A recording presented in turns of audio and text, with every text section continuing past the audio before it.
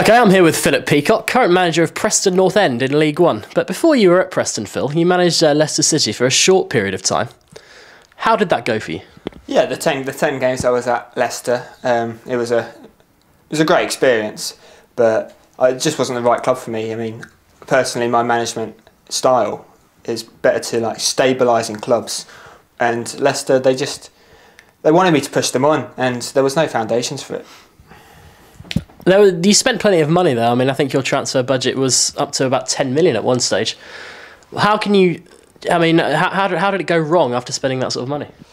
Well, first of all, it's 8 million, which is that 2 million could have been an extra.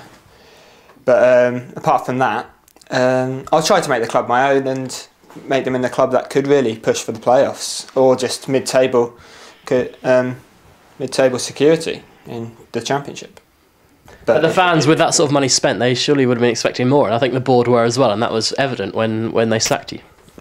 Yeah, I think that's probably why I did go in the end. And I wasn't pleasing the fans. The money I spent, probably some fans have called it unwise. I've read in some papers. I don't know about that. I mean, Milan Masoon is a fantastic left back, and £1 million for him, bargain. But some of the fans didn't like that. Okay, well, we'll move on from that because I know you don't want to talk about that too much. It's quite an embarrassing episode for you. You're now at Preston North End. You said earlier that you think your management style is more suited to stabilising clubs. You took over Preston when they're at the bottom of the Championship, and now they're in mid-table League One, pushing for the playoffs. But do you call that stabilising?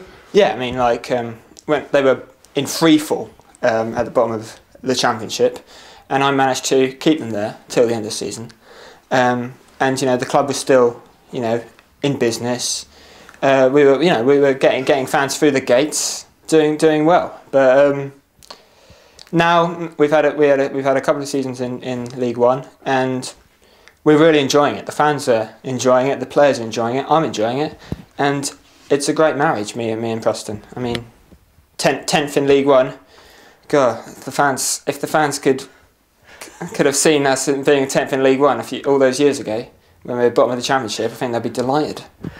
As you said, you've been at Preston for a good few years now. You seem to have a good relationship with the board. What's your ambitions for the club over the next couple of years? Well, I think we've just got to continue mid-table League One, because that's the way the club's going to grow. Maybe one year, maybe try and push for the playoffs a bit harder than we have in previous years. But yeah, I'd say League One is probably where our future lies. What areas of the team do you think you need to strengthen to have that playoff push? At the moment, the team, I mean, we're 3 points off the playoffs, which I would have taken that at the beginning of the season going into January.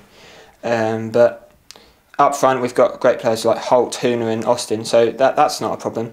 But maybe in defence, I think after last season we lost Billy Jones, Sean St Ledger. I think defence has to be strengthened. At the moment, we've got players like Stephen Calker in, but is Stephen Calker not good enough then for the job? He's no Sean St Ledger. That's yeah, I mean, a lot of fans will question the decision to sell such key players as St Ledger and Jones, as you've mentioned. I mean, what does that say about your ambitions for the club? Well, first of all, St Ledger left on a Bosman, so I've heard many people call him. Did you fight to keep him? I did, and he was my captain. He was my star man, and that is the reason we didn't make the playoffs. Aren't you on his favoured personnel list? Unbelievable. Yeah, we do get on off outside of the changing rooms and outside of the pitch, but in a football environment, the guy's just a money grabbing player. That's quite a strong opinion you've got there. Of the current squad, I mean, what players really have been the key to your stabilising in League One? Well, this season, I mean, I don't want to blow my own trumpet, but I found this fantastic player through my own scouting. I didn't have other scouts searching, but Daniel Hooner from the Czech Republic, he's been a revelation. He's scored 6 goals this season in half season, so he's been great, and also I've also managed to pick up these experienced players like Robbie Savage and Kieran Dyer recently. So they really add a sort of, that sense of stability which I want at the club. You mentioned there, it sounds like you work as a top-down kind of manager. Do you think the team would benefit from a distribution of like jobs? Do you reckon like if you gave more responsibility to your backroom staff, the team would benefit? Well, my backroom staff at the moment, I don't think they're particularly up to the job of or up to my abilities. But I mean, my assistant manager is Geraint Troes, formerly the youth coach of Cardiff City. He's not ready for management on his own. How come you're employing him then? Well, as I said, I get on with the guy, and yeah, I fell for him. I mean, he was brilliant in an interview, but since then, I have to shadow him, to be fair. Okay, Phil, there's one final question. If you've got one message to the Preston fans, please say it to the camera.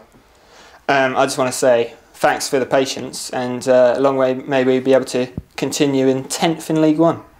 Thank you, Phil.